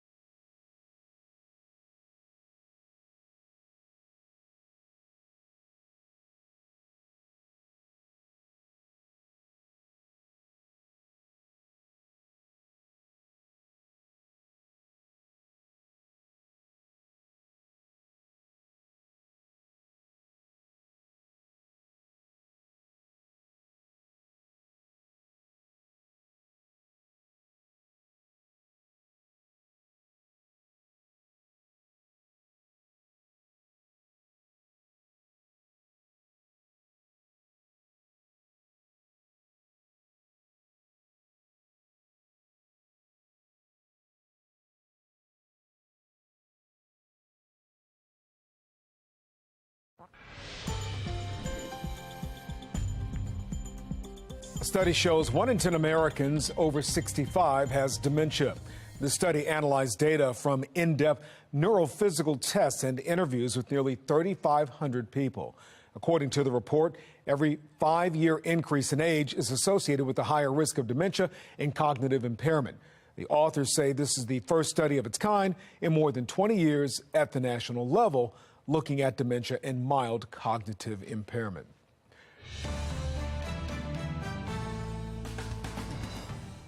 Early voting begins for the November election tomorrow in Maryland, and one of the top races is the race for Maryland Attorney General. Voters are deciding between Democrat Anthony Brown and Republican Michael Peroutka. Fox 45's Tom Rogers speaks with Brown on the fight against crime in Maryland. Fox 45 continues to bring you Beyond the Podium with candidates wanting your vote. Representing Maryland's 4th District, Anthony Brown is now focused on running to be your next state's attorney. Brown was known to back the defund the police movement, so we asked him about his approach now on the violent crime spike and lack of police officers going into the profession. Hold members of law enforcement accountable for their good conduct and their bad conduct. So certainly have to fund the police. That's what communities around the state of Maryland want, they deserve, they need. That's how we're going to fight crime. And right now we're talking about, though, violent crime is higher not only in Baltimore, but across the entire state, though. So why is that? Look, we've seen that starting at the time of the pandemic, and it's not just in Baltimore City, it's not just in Maryland, it's around the country. I think that we certainly need more resources to investigate and prosecute crime, particularly focusing on violent crime. But I also have been advocating during the course of this campaign, we've got to be looking at criminal justice reform, juvenile justice reform, to make sure that our actions in prosecuting cases don't convert people into lifetime offenders. Anything on Safe Streets, though, in Baltimore? I mean, that's a program that kind of tries to stop things before it happens. Have you been able to look into that, and would you back that? Look, certainly we'll be looking into that and supporting that as best I can. I always have. You know, the effort ought to be, where possible, to prevent crime from happening, to address the underlying causes. It's not only the just thing to do, it's not only the right thing, but it's usually the less expensive way to approach public safety. Now, Brown also addressed progressive prosecutors in low-level crimes, and he seemed to agree with Marilyn Mosby, saying that prosecutors need to use their resources to target more violent criminals. Tom Rogers, Fox 45 News. Interview opportunity to Republican Michael Peroutka. So far, we haven't heard back. Be sure to check out the Fox 45 voter guide for all of our reporting on the upcoming general election. Use the QR code on your screen. That will take you to our election page. Halloween is in 5 days, and we want to get a look at your costumes. This one comes from Patrick and Cindy in Pasadena. This is Madeline, dressed up as who else but Dorothy from The Wizard of Oz, hoping that she can clap those red slippers together and get tons of candy. Sure, that'll happen. And here's Debbie and Charlie's puppy, Winter. Look at Winter. From Baltimore Highlands, this pup is dressed up as Captain America and ready to protect the streets come Halloween night. Great job. Well, Halloween is coming up fast, and we'd like to see your decorations and costumes. You can share your pictures of fall foliage as well. Send us your photos or video. Just head to foxbaltimore.com/chime-in. Well, Jonathan, all eyes are on the weather right now. We're looking for some sunny weather as we head towards Halloween. Yeah, and as you see right here behind me, we may not so much have it. We have increasing sunshine now, but the good news is it doesn't look like a rain out. Some years it's cold and windy. That doesn't look like the case either. Temperatures near seasonable, about 68 in the afternoon, falling into the low 60s, maybe even some 50s. But again, there will be some showers around as we move through Halloween as well as into Halloween night. So it is something that we're going to be working on, and hopefully we can get rid of them. But so far, chances of at least light showers have been increasing for trick-or-treating time. 68 right now. Toyota East Utah Harbor Skycam. Clouds are beginning to increase, or rather I should say decrease, as sunshine increases. Winds out of the southwest at 7 miles an hour. Humidity 68%. There are still a few showers. We're not done with the gloomy pattern just yet as you head to the 70 and 68, or rather the 70 and 270 junction. That's where we've got a couple of light showers right now, but that's about it. We take a look at the wider view. As we head out to the west, some wonderful news that we want to see. Dry skies west of western Maryland. So we could get a shower through the evening, but this is the means to the end. This is a kicker system, if you will. That's what I've been calling it. Basically, it's a cold front that's pushing the pattern finally east, and we're getting into the drier and clearing weather. And in fact, as this whole thing moves out of here, temperatures about the same as today for tomorrow in the mid-60s. But drier, sunshine, and actually temperatures may fall off a bit as we work through the rest of the week. Take a look. Temperatures are in the deficit. 24 hours ago, it was 6 degrees warmer at Cumberland. We were cooler on the eastern side of the state, but all that air is getting pushed out. Gets actually pretty chilly. Cleveland to Pittsburgh. Now, that coldest air will stay north and west, kind of getting locked up with a system across the Rockies in the Intermountain West, and that'll stay from Texas all the way into the upper Midwest. But we will see a gradual cool down at least through about Friday before it does warm up a little bit, as you saw there, heading into the Halloween weekend. Now out in the tropics, 2 medium chances of development in the next about 5 to 10 day frame. We're going to have to watch them. Of course, October is still hurricane season, but we are far from peak, so it is something we'll watch, but we're not too overly concerned at this point. Lots of time to monitor. Now, for us, overnight, by about, say, 9:30, any rain chances end, and look at this. The rest of the overnight hours back down into the 40s to near 50 degrees, and sunshine comes back for tomorrow. Temperatures rising through the 50s for lunch, into the mid-60s in the afternoon. Breezy and pleasant. Nice days. Friday, Saturday, increasing clouds on Sunday with a high 64. There are some of those showers I was talking about, especially light showers, we'll say, Monday afternoon and Monday evening for trick-or-treating. All right, Jonathan, thank you. Coming up at 6 o'clock on Fox 45, violence in schools in Baltimore County. How a state lawmaker is getting involved to find answers. And the Ravens will be without one of their defensive leaders for Thursday night. The full injury report ahead of the Week 8 matchup.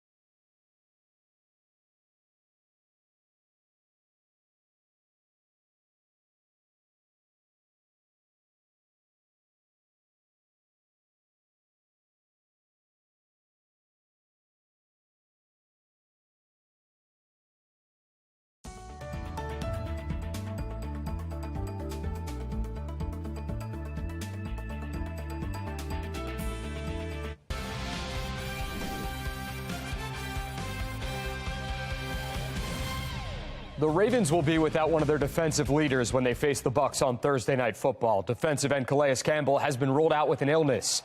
He did not practice Monday, Tuesday, or Wednesday. Short turnaround for the Ravens as they head to Tampa to take on Tom Brady and the Bucs. While Campbell, he's the only player that has actually been ruled out, there are a handful of other guys whose status is up in the air.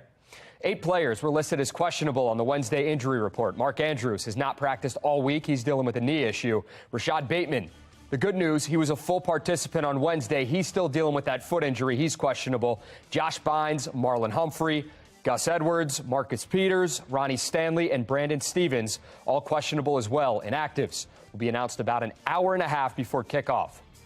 The last time Maryland football was bowl eligible this early, we're talking about 2001. A lot to look forward to, not only this season, but next as well. The Terps have finalized their 2023 schedule. Get those calendars ready. Start circling them. The Terps host Towson September 2nd for their season opener. Then Virginia the 16th. First road game, September 23rd at Michigan State. At Ohio State, October 7th. Hosting Penn State November 4th. Michigan on the 18th. The regular season finale, that's against Rutgers on the road on November 25th. Coming up tonight, what the Ravens and Bucks are saying ahead of that Thursday night showdown. Plus, we're talking Maryland basketball when Sports Unlimited returns. All right, Rocco, thank you. Coming up on Fox 45 News at 6 o'clock, school officials and teachers in Texas fighting a battle that's taking place across the country, why they're demanding an end to standardized testing. Violence interrupters in 3 city schools, exploring Mayor Scott's plan to keep students safe.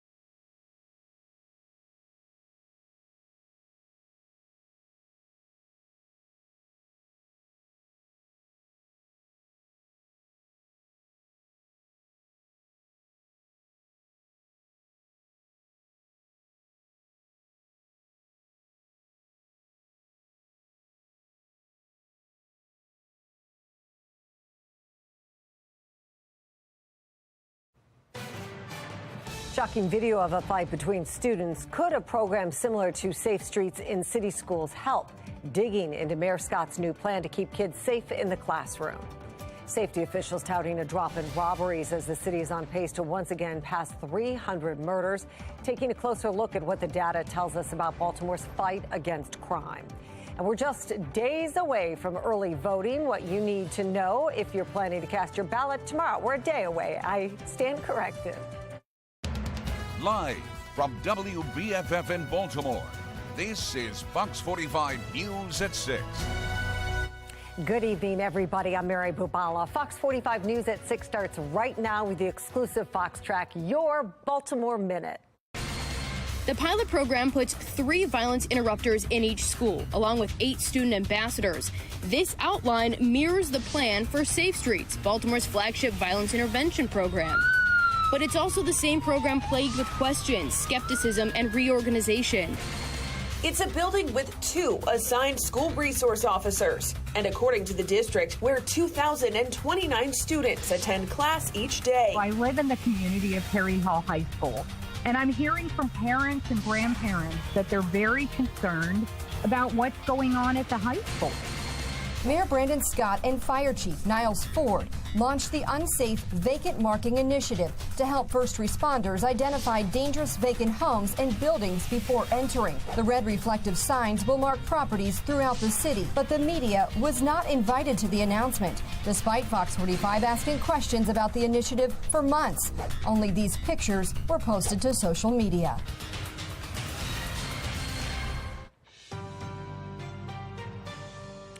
As violence in and around schools continues, we are seeing video of a student being attacked near Mervo High School. Mackenzie Frost is looking into Baltimore City school safety. Mackenzie, you have word that Mayor Scott wants to use the idea behind safe streets at 3 city schools. Yeah, Mary, that's right. The mayor's office, along with the mayor's office of neighborhood safety and engagement, or MONSE, plans to put violence interrupters in 3 different city high schools. And it is very similar to how the Safe Streets program is structured. We're getting word of this as more videos continue to surface of violence among high school students across the city.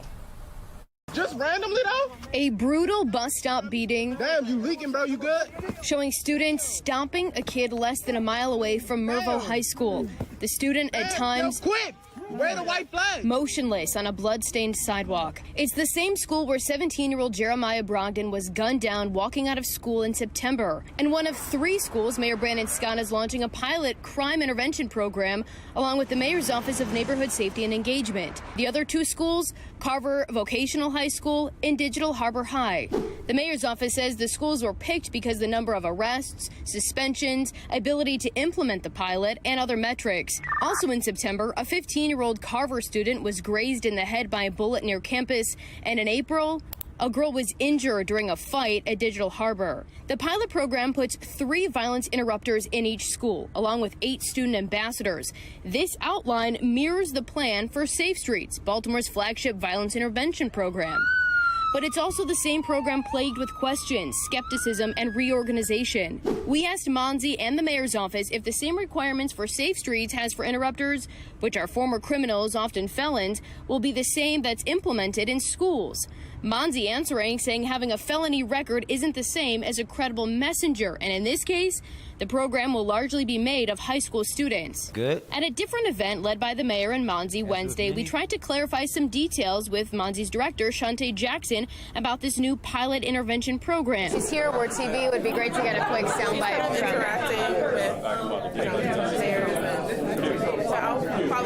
So she won't talk to us in person?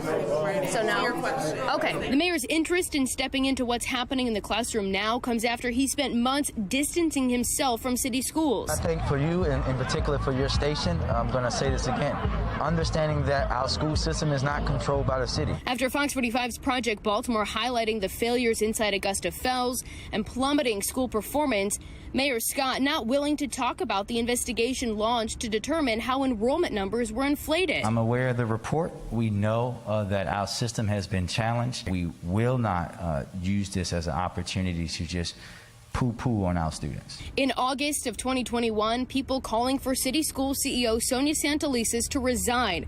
We asked Mayor Scott then if he still supports Santelises' leadership. This is much deeper than one person. We know that across the country, we have seen issues like this. The system has a plan for how we're going to work with our young people, and we're going to focus on that and focus on helping our young people and not using them for political fodder. No, he ain't leaked. He alright. Now, as violence continues to surface, the mayor seems to be more than willing to step in, implementing a program similar to another, one that has accountability questions, too. Now, late this afternoon, Baltimore City Public Schools did confirm that fight in the video. They say that the students involved are going to be held accountable, though they would not give any other information. In terms of the pilot program, the city says it's looking for a community-based organization to work with MONSE to implement the program that is set to begin next year. And the community-based organization aspect, again, is very similar to how the Safe Streets program is operated. Live downtown, Mackenzie Frost, Fox 45 News. Mackenzie, thank you. In Baltimore County tonight, a state lawmaker is demanding answers about violence inside Perry Hall High School. Since the start of the school year, we have seen multiple videos of students fighting on school grounds. The incident so concerning, at least one state delegate has reached out to the school's principal for some answers on what's being done to stop it. I think we really need a thorough thorough look at behavior policies. They clearly have gotten lax, and students, it seems like they're not afraid of the consequences and repercussions for their bad behaviors. The system's chief of schools says 5 school safety assistants were hired and assigned to Perry Hall this year, in addition to 2 resource officers. When we pressed leadership on how many students had been suspended or expelled because of fighting, representatives said that information is not readily available. Well, that brings us to our question of the day. What will get violence under control in schools? A no-tolerance policy, more school resource officers, both or neither? So far, 78% of those who voted say both. We'd still like to hear from the rest of you. Go to foxbaltimore.com/vote to weigh in. Well, Baltimore is on pace for another year of more than 300 murders, making it 8 in a row. 277 people have been killed so far this year, 5 more than at this time last year. Shootings in which the victims survived are also up. Now, despite that data, during a public safety hearing today, the Baltimore Police Department touted a drop in some crime stats. Fox 45's Rebecca Pryor was at today's hearing and is taking a closer look at these numbers. Yeah, when we ran the numbers ourselves, we found that overall crime is still up significantly in the city this year. And to make matters worse, Commissioner Harrison now dodging our questions on the issue. In a city where violence happens often and travels fast, the police department now claims our crime crisis is slowing down. What's the commissioner say? We're decreasing the increase. Despite shootings and homicides still at historic highs and an 8th straight year on track to see more than 300 murders, during a quarterly crime data update inside City Hall Wednesday, the police department choosing to focus on carjackings, robberies, and burglaries, showing charts that would suggest overall our crime fighting strategies are making massive steps forward. Those are just some of the things that our men and women doing well. But the data they're leaving out tells a different story. According to information available on the police department's website, when comparing this year to last year, carjackings are still up 23%. Robberies are up 15% and burglaries are up 10%.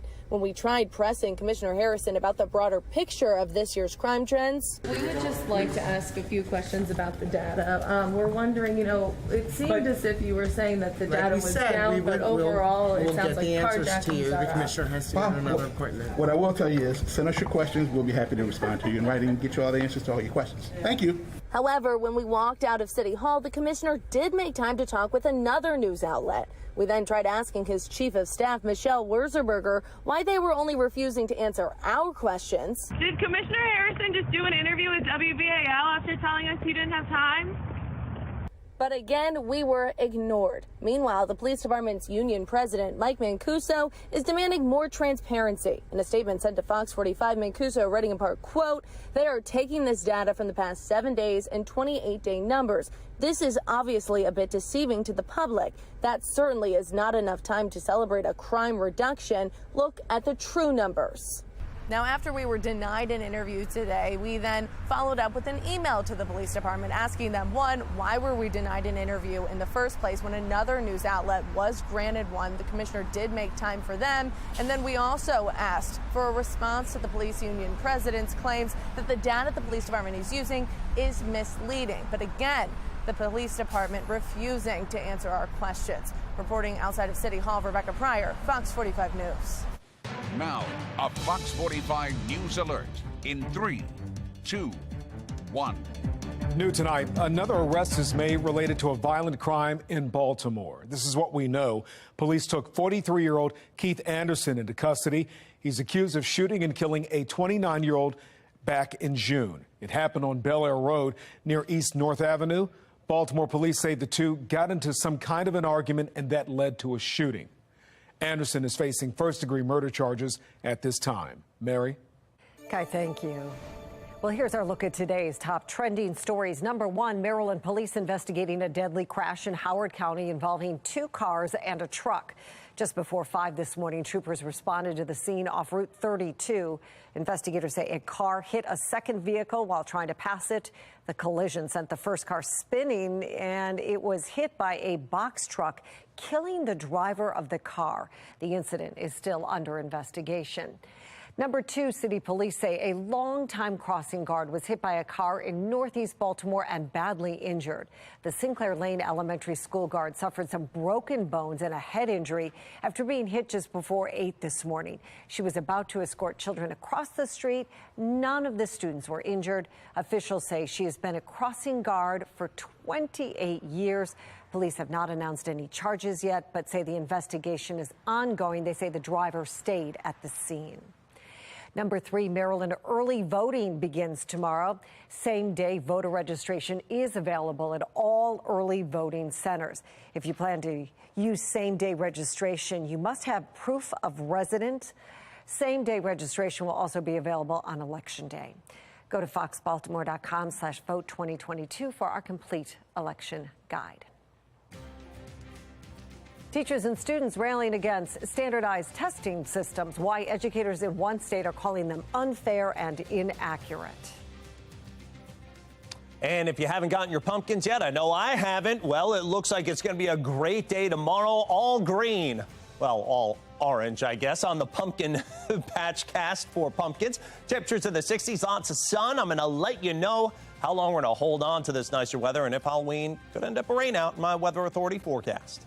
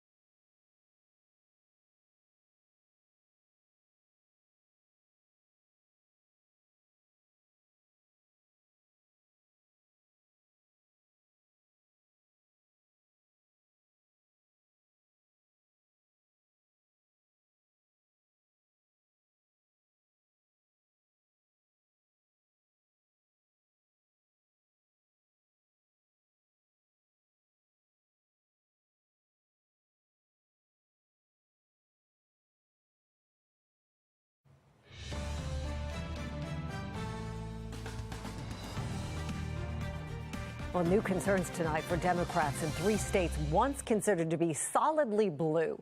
National correspondent Christine Frizzau has more on how races in New York, Colorado, and Michigan may be closer than expected.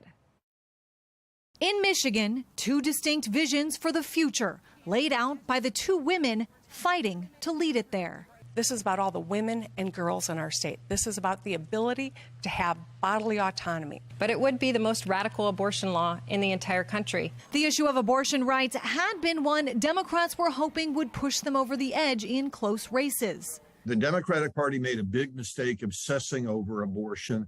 Part of the reason for that is there was an illusion that it was working. Pollster and political analyst Scott Rasmussen says during that time, gas prices had also started to fall, which may have had a bigger impact. Polls showing abortion rights appears to now be overshadowed by issues surrounding the economy and inflation.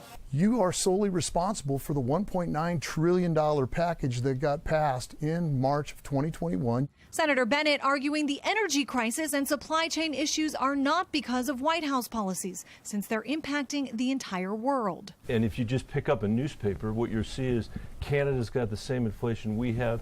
The EU's got the same inflation we have. The UK has the same inflation we have. That argument not sitting well with all voters, says Todd Belt. The Biden administration's attempts to try to explain how their policies are going to help people really don't have much of an effect when people go to the grocery store a couple times a week or pass those big numbers on the highway. It's a fact he says is putting Democrats on defense, even in some blue states. While in 2020, Donald Trump only lost Michigan by 3 points, he lost Colorado by 13 and New York by 23. A state now seeing a surge in some crimes, another vulnerability for Democrats. You got people who are afraid of being pushed in front of oncoming subway cars. They're being stabbed, beaten to death on the street with hammers. While polls still have the Democrats ahead in these three states, political analysts say seeing them narrow is emblematic of some of the political headwinds they're facing nationwide. In Washington, I'm Christine Frizzau. All right, taking a look at what we've got on our Fox Triplecast this evening. Maya 1 Towson Cam and the Toyota East Shooter Harbor Skycam showing signs of some drier weather that's trying to push in. You can actually see the clouds showing maybe a little bit more definition, but the next weather maker, or I guess I should say the latest weather maker, that's been impacting us pretty much all day long with a couple of clouds and some spot sprinkles. That continues to bring at least a risk of some showers through about sunset. Right now it's 66 on the Mile 1 Towson Cam, winds out of the southwest at 5. Looks a little blurry back there. That is not fog. It's just our camera focus. But nonetheless, there are dry streets, at least for the time being. Humidity at 73%. Taking a trip on the Toyota East Shooter Harbor Skycam. Looks a little cloudier here with, again, some of that rain from Thurmont all the way down to about Frederick. And then moving now a little bit farther east, just north and west of Westminster, perhaps getting a couple of sprinkles up toward Taneytown and Union Bridge. This is finally our cold front. With the showers, that's the means to the end. This is that pesky coastal low that's been sitting for days, giving us the clouds, the fog, the drizzle. That is beginning to move now away into New England, and the clearing, drier weather following all of this into tomorrow. Even as early as tonight, it's going to get crisp, and then tomorrow just absolutely gorgeous. It's going to be a little breezy. We will have the sun, though. It's going to be real fall supreme weather. Temperatures are a little milder than they were just 24 hours ago here along the 95 corridor, but you get west of the Appalachians. That's where the cooler air is, and temperatures only in the 40s and 50s there. That coolest air will still remain off to our north and our northwest, getting kind of taken advantage of by a couple of Pacific Northwest and Intermountain West systems. That's going to keep the coldest air that way, but there will be somewhat of a temperature decrease or a cooling trend the next several days. Taking a look through about 7 and about 9:30, the showers cross the city, and then eventually out on the eastern shore. Then the clearing skies roll in. And how about this? Waking up with jacket and sunglasses weather. Tomorrow morning temperatures well down into the mid and upper 40s. By 9 a.m. back to near 50, and then into tomorrow afternoon, rising likely into the 60s once again. So the forecast for tonight, 47, clearing skies and cooler after that early shower risk. 66, hit the playgrounds tomorrow with lots of sunshine. Nice day coming up. Exclusive 10-day forecast taking you all the way through the holiday weekend, Halloween weekend, and beyond. Weather Window, presented by the National Weather Desk. Here's a fall foliage picture with a little bit extra, some steam fog over this lake in Arkansas. Colder, drier air this time of the year moving over the still warm water can let that fog form. And check out this drone footage near the Three Lakes area of Kalamazoo County, Michigan. No steam fog, but rather a perfect reflection of the clouds in the water. Want to see your weather photos and videos on TV? Click Chime In on this station's website to share.